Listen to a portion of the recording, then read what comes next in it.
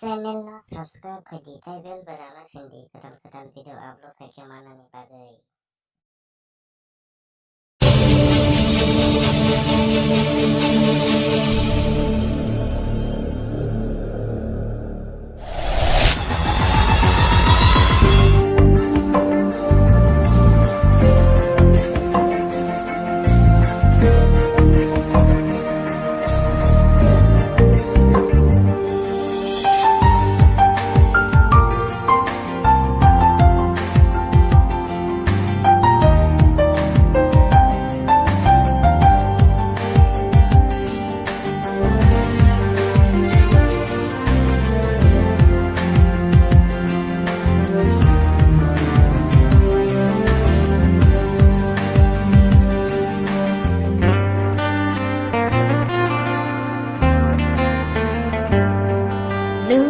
Riksha naro,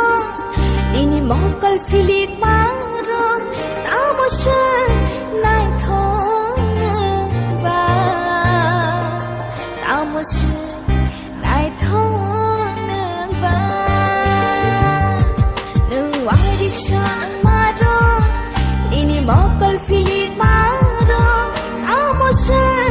nai thong ba, tamasha.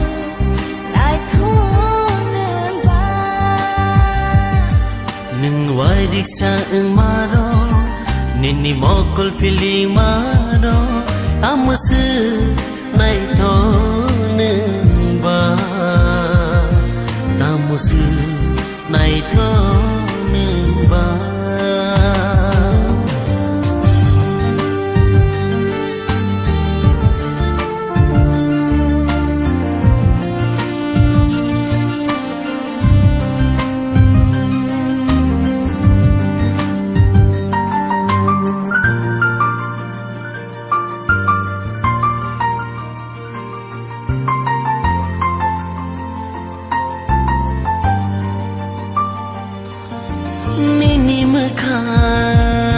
Kenoa sedang payo ani kapa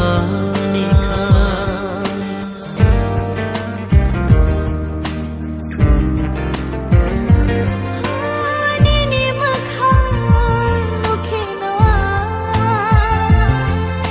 sedang payo ani kapa mohai ke ma nai no no tong na mu sungo